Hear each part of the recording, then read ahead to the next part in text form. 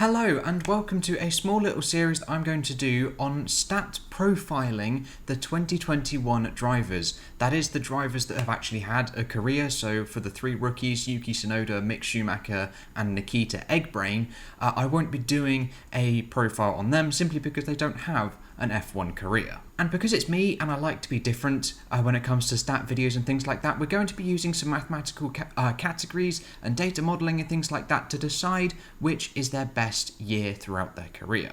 Now for the moment I've chosen 6 or 7 off the top of my head. Now I can expand this list if any of you feel like you can add to any of the categories, so please let me know in the comments below. But with all of that out of the way, we are going to jump straight on into today's first driver, and that is Sebastian Vettel, his driver stat file. And so we start Sebastian Vettel's journey in the year 2007, where he made his debut with BMW before shifting to Toro Rosso.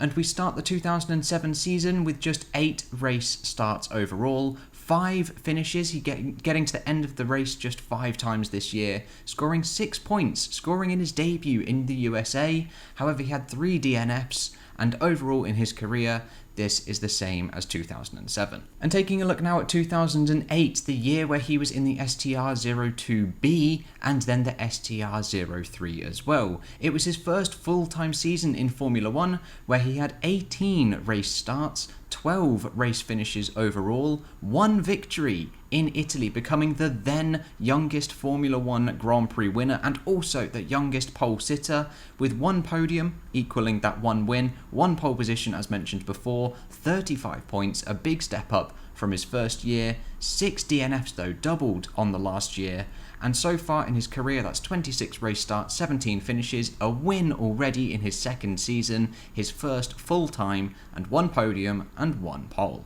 And then we head to 2009, the year in which he got a promotion to Red Bull in the RB5. Now this was a very, very strong year for Sebastian Vettel, although it didn't start out too well. There were 17 race starts, there were 14 finishes, and the first 2 were well outside of the points, before he bagged himself a victory in China, and that was Red Bull's first victory. He took 4 this season, with 8 podiums as well, almost half of the race starts he was in, 4 pole positions, 84 points overall. Bear in mind we're still in the 2009 points era system. There were 3 fastest laps for the German as well, and 3 DNFs. And so far in his career he's almost amassed 50 race starts, 5 victories, 9 podiums and 5 poles as well. And then we head to the year 2010 in the RB6, and this was a very successful year for Sebastian Vettel, although again it didn't start out too well. 19 race starts, 16 finishes, 5 wins, very similar to 2009, 10 podiums though, a little step up from last year, 10 pole positions, very dominant in qualifying in 2010, 256 points, but bear in mind the point system changed this year. There were 3 fastest laps once again and 3 DNFs. And most importantly, the championship at the end, leading the championship at the last round. The only time he led the championship was in that last round. So far in his career, he has 62 race starts, 47 finishes, now double digits of victories. That is 10 in total, 19 podiums, 15 pole positions, 381 points, and crucially, 1 championship. But things took an even more dominant turn in 2011 under the RB7. In a season where he took 19 race starts, he finished 18 of them with just 1 DNF. He had 11 wins in 19 races, 17 podiums in 19 races, 15 pole positions, even more dominant on a Saturday, 392 points, almost 400, 3 fastest laps again. He hasn't been too quick on the Sundays in terms of fastest laps, 1 DNF and also 1 championship. So that brings his total number of wins to well above 20. That is 21 total, 30 pole positions and 2 championships. However, returning back to an almost 2010-like season, we go into 2012 with the RB8. And this was a season which had an enormous length of races. There was 20 this season, the most that had ever been in a season before, with 19 race finishes, just 1 DNF once again, 5 victories, less than half that what he had the year previous, then 10 podiums, 6 pole positions, 281 points overall, 1 DNF, and 6 fastest laps. but crucially, another championship, which again came at the last round of the season, bringing his total to 3 championships in a row, the youngest ever triple world champion, and pushing his overall points tally to over 1,000. And then we head to arguably Sebastian Vettel's most dominant season, 2013 and the RB9, a season in which he took 9 straight victories. There were 19 total races, one less than the previous year, and again 18 finishes and 1 DNF. There were 13 wins, 16 podiums, 9 pole positions, 397 points, 5 more than last year, 7 fastest laps, and critically, the teammate ending relationship in Malaysia multi-21, 1 DNF once again, and so far his last championship to date, scoring him a total of 4 in a row, almost 1,500 points, and 39 victories. That is 1 for Toro Rosso and 38 for Red Bull. And then we head on into the new era of Formula 1, 2014 and the RB10. Now this was a struggle bus of a year for Sebastian Vettel. No victories whatsoever, 19 race starts, 16 finishes and 3 DNFs. There were no wins, just 4 podiums, a far cry from what he has achieved in the past 4 years.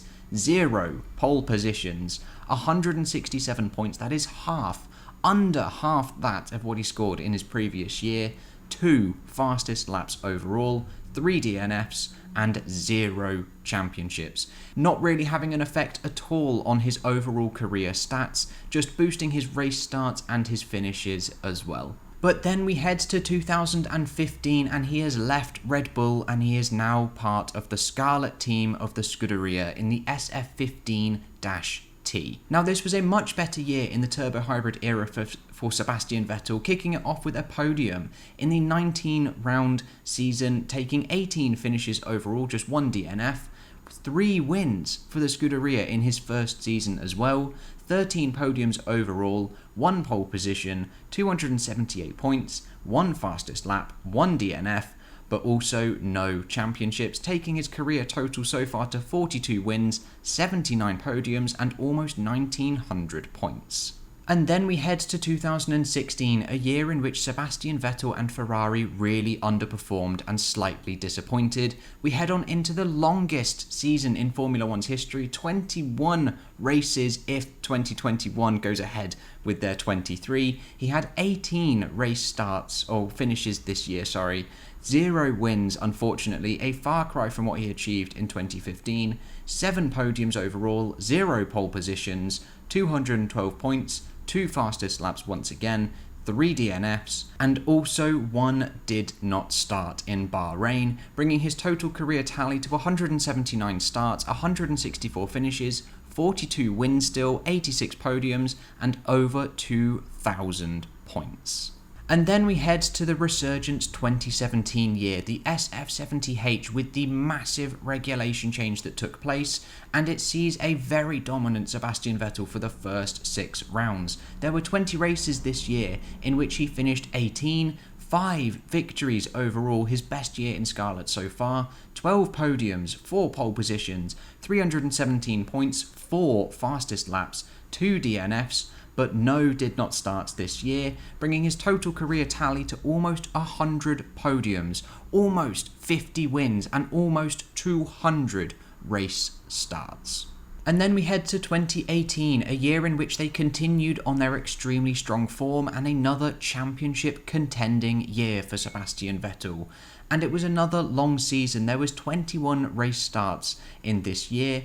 However, he finished just 20 of them, taking 2 victories in the opening rounds, 5 victories, the same as 2017 also, 12 podiums overall, 5 pole positions, 320 points, 3 fastest laps, and 1 DNF, crucially in Germany, leading his home Grand Prix and spinning off, losing control in the slippy conditions, bringing his total career tallies to 220 race starts, 202 finishes, and 52 Grand Prix victories, 110 podiums overall, and 40 pole positions. However, we then turn to 2019, and this was a very, very disappointing year for Sebastian Vettel. Lots of mistakes creeping into this year. It was another long season with 21 race starts, 19 finishes. There were 2 DNFs near the end of the season, 1 victory in Singapore, which arguably was a little bit rigged by Ferrari.